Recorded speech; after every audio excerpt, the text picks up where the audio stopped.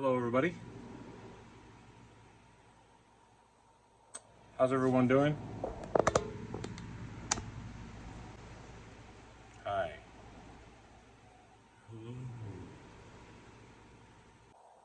So I made this knife. Actually I didn't make the blade because it's stainless steel. I just don't have those abilities, or I don't know how to harden stainless steel just yet. So I usually work with carbon steel. It's a G10 liner, Wenge hardwood, brass pins. So it's pretty tough, durable. If y'all know anything about Wenge wood, it's very hard. I just learned that it's a threatened species of wood, so I don't know if I'll be using it again, but it looks nice. It's like, some people call it fake ebony because it's so dark like that. And the cool thing about this kind of wood, it doesn't need any conditioning, requiring any kind of chemicals, because it's dense. It has its natural oils, and all you got to do is sand it down. I put some linseed oil on there, boiled linseed oil, and left it overnight to dry. So this is the end result. I sanded it down to about 200 grit, a little past 200 grit, so it's still got a nice little grip to it. Not smooth. It's too smooth, especially since you'll be filleting fish with this. So today I want to make the sheath board. First thing we got to do is right here in front of me.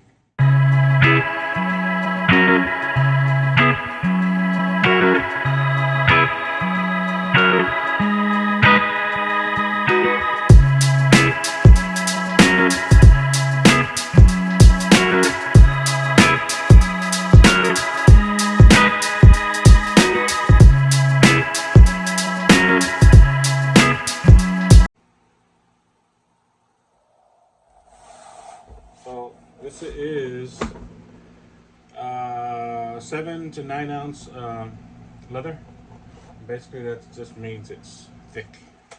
This one here you can make saddles out of, from what I understand, if you want to see. But something like this, it's a double shoulder, got it at Tandy. It's normally about 60 bucks. And I mean, it's the economy stuff. So you could spend an enormous amount of good quality, high quality leather, and you could go that route if you wanted to. This looks like this is an older piece. Thinking about using it, but it's a little thinner. This is probably like a 5 to 6 ounce piece of leather. And that kind of stuff you just kind of learn after a while. I didn't know what that was when I first started, but you know, catching on a little bit. So what I'm gonna do right now is I'm not making a nothing fancy wallet or anything like that, a purse, but there's some thin pieces you got to watch out for, and really when you buy it you should look for little stuff like this. Like, that's not gonna work, you know, so it's kind of a waste of leather there, but the rest of this right here is pretty good. And I'll take that little template that I cut out, and if you like your design and you're gonna make more knives like that, you can make this out of a little thicker, out of plastic or whatever thicker material you want to use. But I'm going to run it this way. And the leather does have a grain, but you know, I'm gonna go right here, right above this weird part here.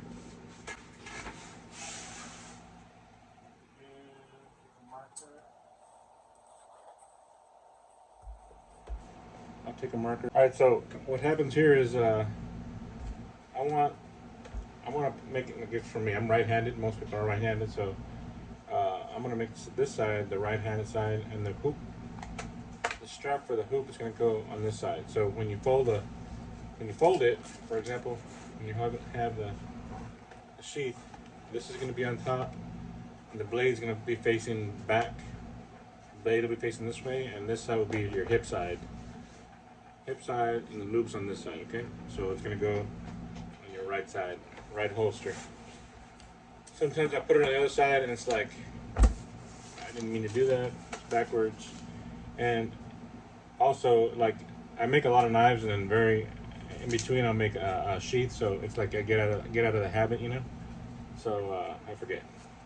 And I make it pretty long because I just don't want to have I'm figuring about a 1.5 inch hoop for your belt.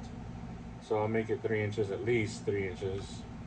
I usually go more, probably 5 inches, and then I cut the excess off. I'll just go to the end here. I cut the excess off because I don't want to be too short. So here we go. I'll trace this guy out.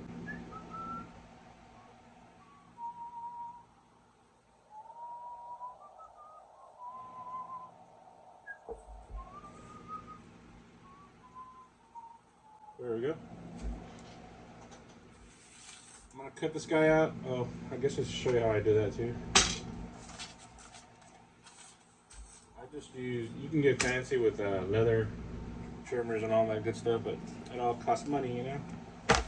So I'm gonna go with a good old safety knife. Alright? So this is a self-sealing mat. It came with a whole bunch of, in other videos you might have heard me say I bought a whole set of punches and stamps and all kind of good stuff. But just make sure your knife's sharp because it makes it a whole lot easier.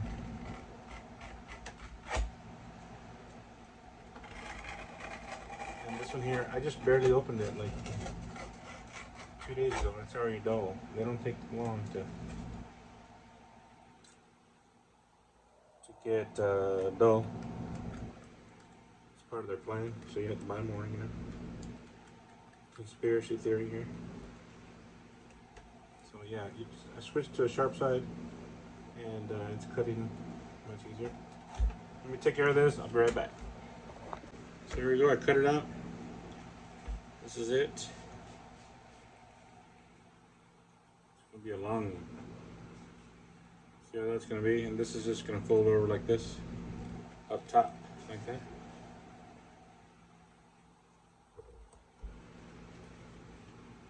And so you're getting a little sneak preview of the sheath. All right, next step. I got this. Now, if you want any kind of design in your knife, you're gonna have to do it now, because you know you're gonna be stamping on this leather, making some kind of design here. You can't do it when it's already dyed and glued and knife in it. It doesn't work. You can't stamp on it. So you got to figure it out now. Figure out your design and go with it. So I'm gonna go get I got a stencil for this person that I'm making this knife for. I got a logo, so I'm gonna try to put that logo right here, and I'll show you how I do that too. So here it is. I'm gonna cut it out a little bit, tape over it, maybe if I have some tape, and then I'll show you what we do next. All right, next step is to wet this whole thing down.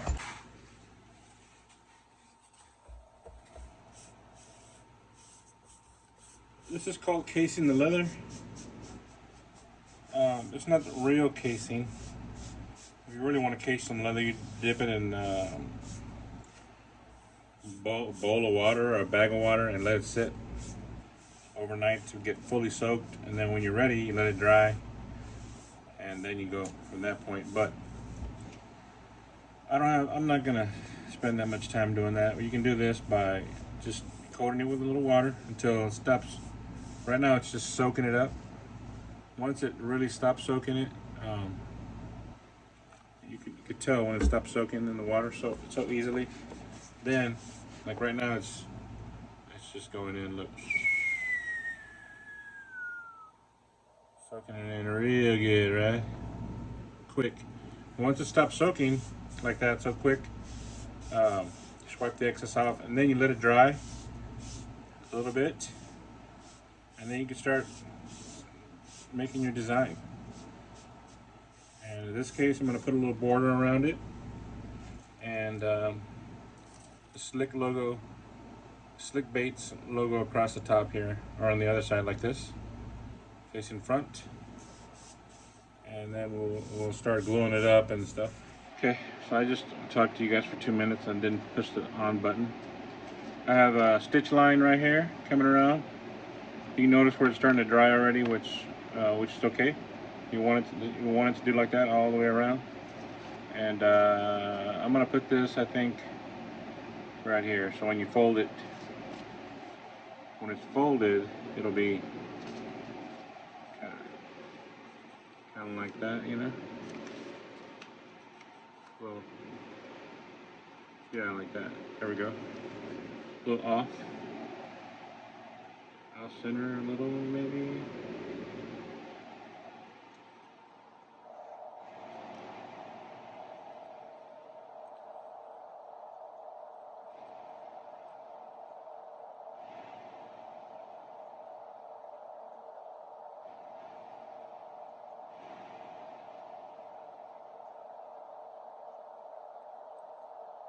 How about just like that, going across the front and the back? So we're going to trace these lines.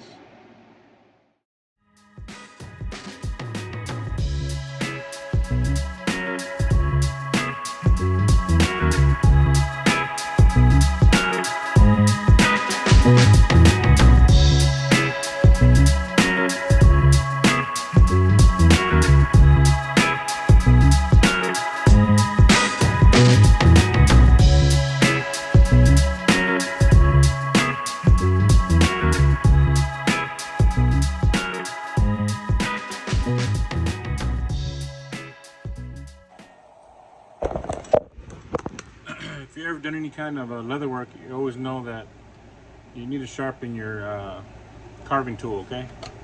This guy's gonna cut the lines where I need to go, sharpen them, hone them down.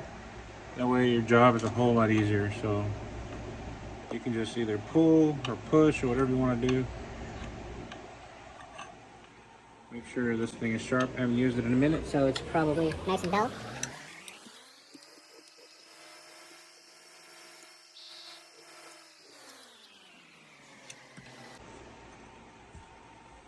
So here we go. I'm just going to take this tool and start working around my lines that I traced. There we go.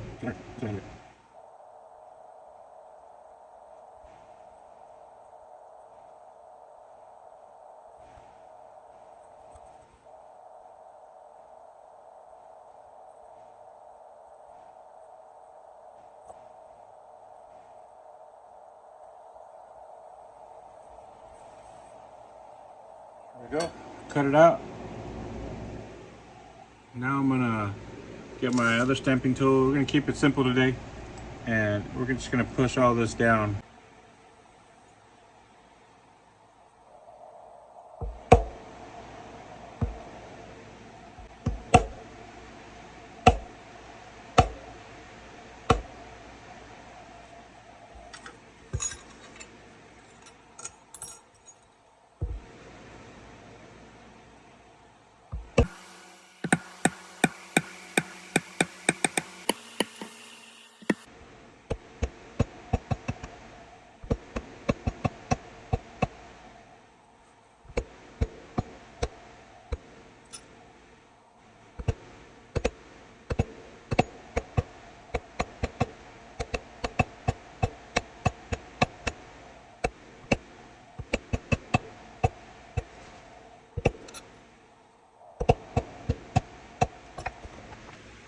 Well, I didn't record any of this.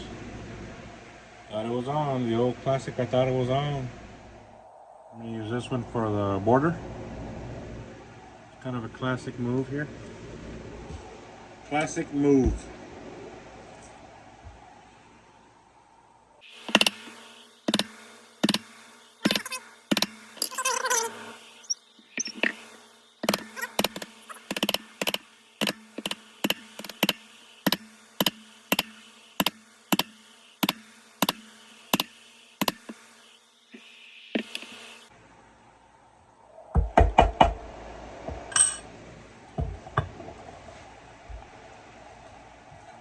Yeah, it looks pretty good.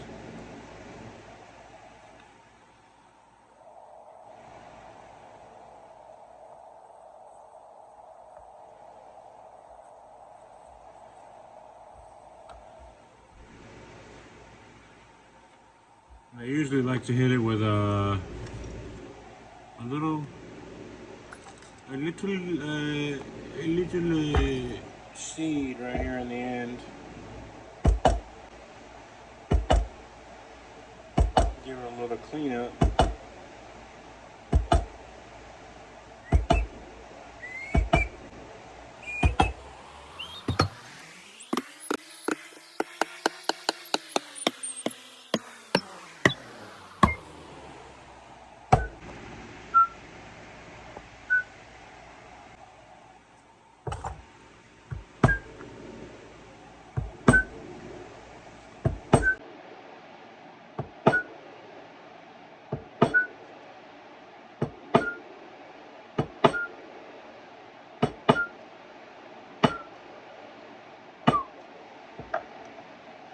Pretty good.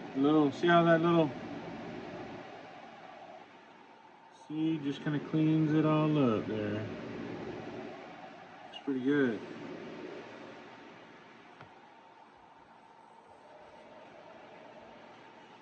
Alrighty. Now when we put a tan coat on there, a little, what do you call it, antiquing?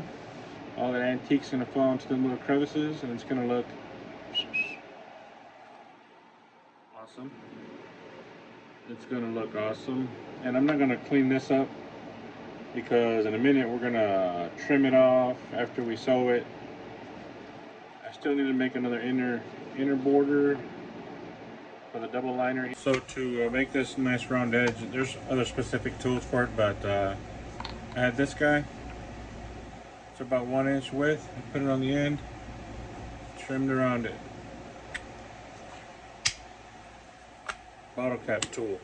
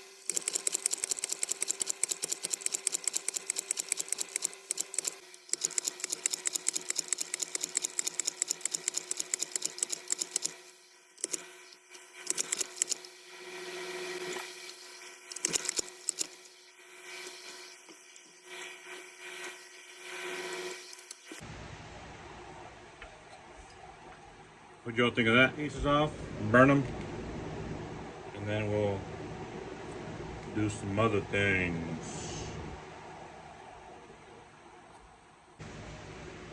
There it is, all sewed up.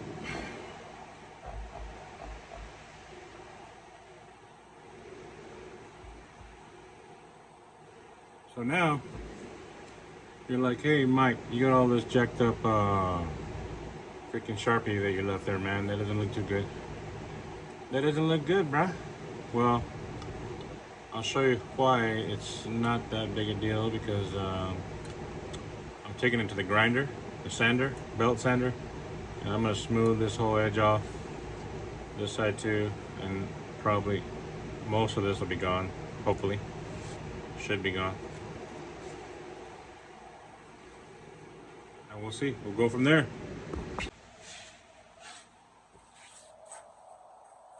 So, sorry about the view, but that's all I got, man. And I'm not gonna open the door because it's hot outside. Come on.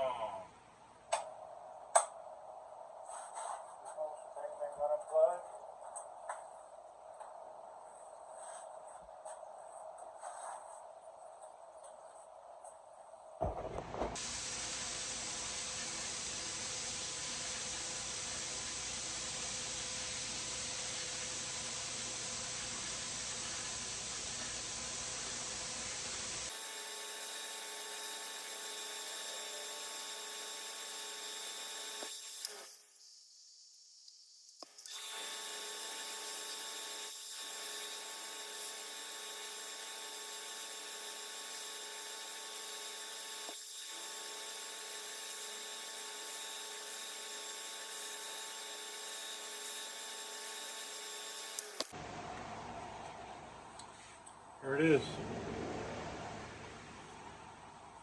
Took it to the 2x72 and it's getting better. Still got a lot more work to do. So let's work on these edges a little bit. I'm going to take this, I forget the names of these tools, but beveler I think it's called. Edge beveler. Let's get these ugly rough corners out of here.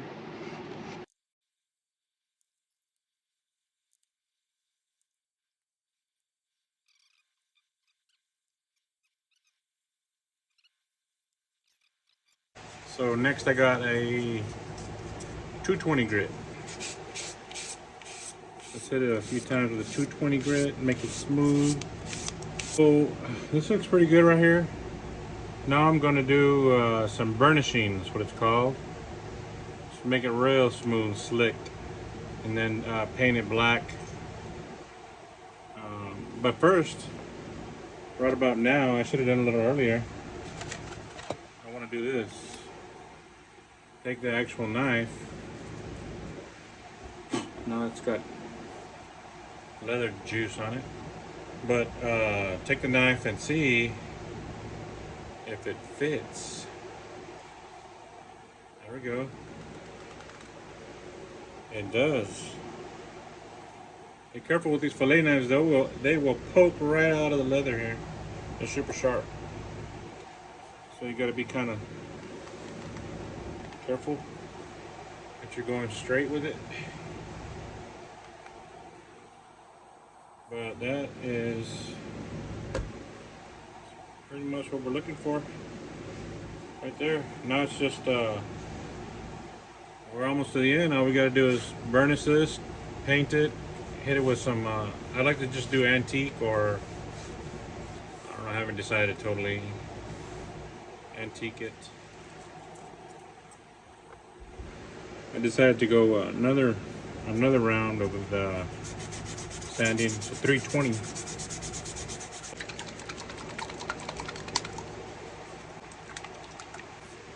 Here we go. This is it. This stuff is called gum tragacanth from EcoFlow. I'm sure there's other brands, but this is the one that seems like everybody uses this one. At least the YouTubers that I learned from a while back. And you just take this tragacanth. It's like a gummy, well, gummy, slimy snot feel. It smells great though. I don't know what it is, but it smells like just kind of run it over the top and you'll be done in 2.7 seconds. But this is the hard way, right here. So we'll take a look at it right now, the way it looks. Okay, whatever. Then we're gonna run this burnisher over it. And we're just pushing down all the furry fibers of the leather, making it smooth.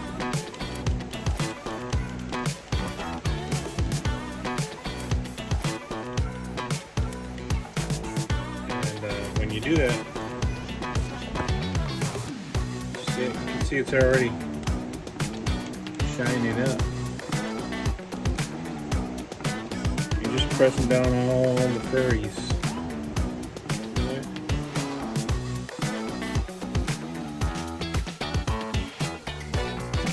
Press the furries.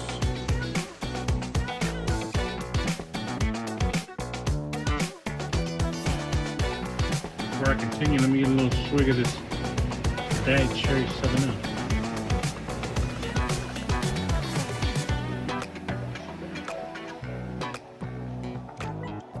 Alright, so this part right here, you can make a mess.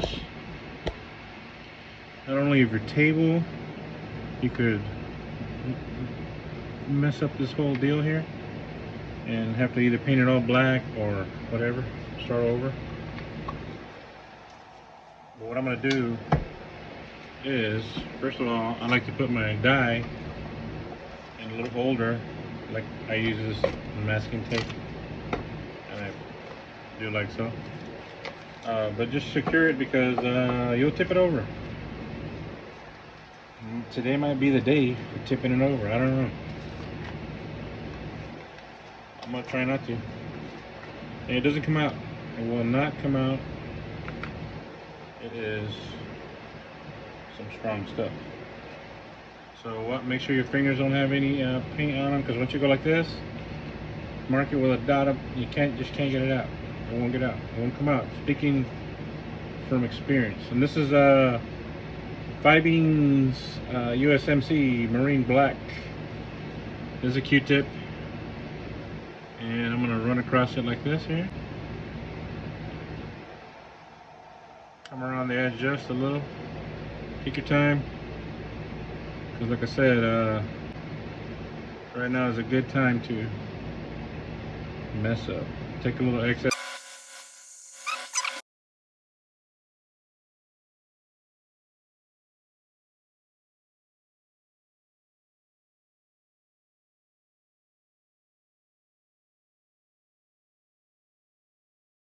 Now, let's go over with the burnisher again.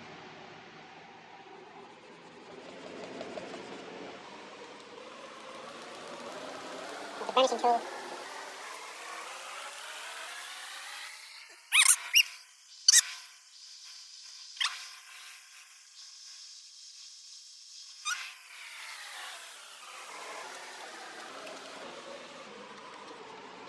So yeah, if you're making 100 of these or whatever, you gotta get one of them burnishing tools that just kind of, thing spins around and go, you're done in 2 seconds. But I don't have that luxury yet.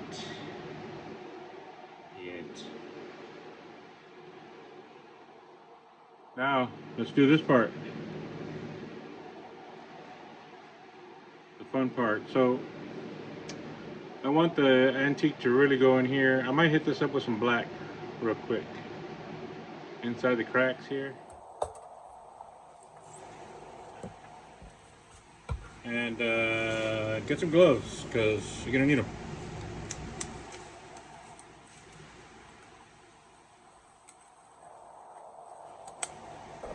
But I'm just gonna go real quick with the gel like this here.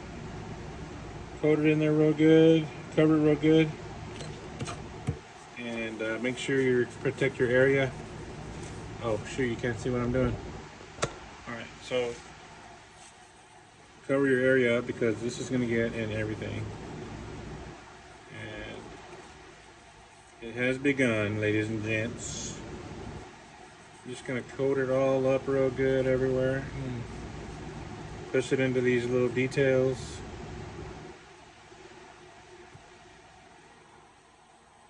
See there? See how the gel's going into the border?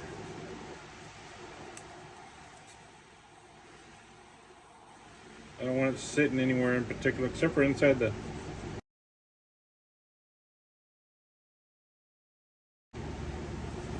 some leather workers will do this, all of this, before you even sew it up. That way you have nice white sew lines, but not I.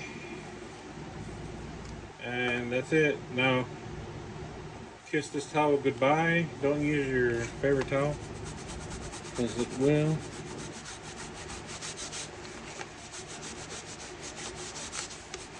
be ruined forever. Forever.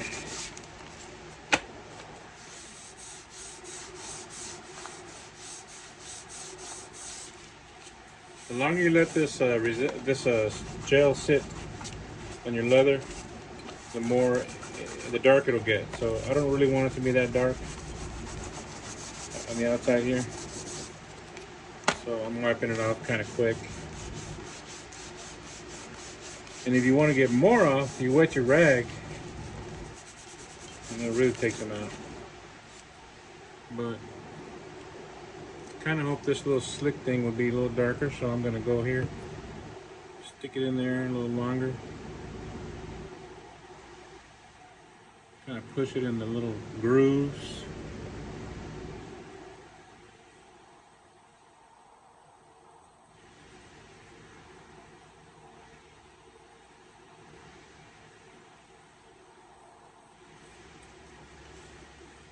All along these edges too.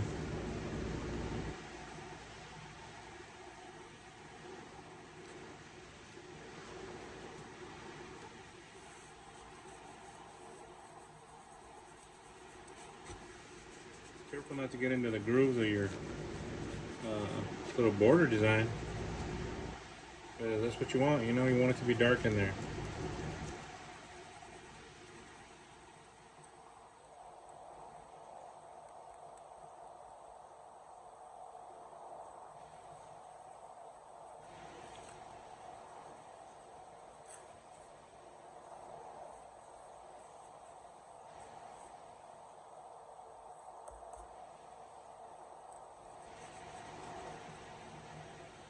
Go light over the parts that have your little design. Yeah, I hope you all can see that. Looks cool, doesn't it?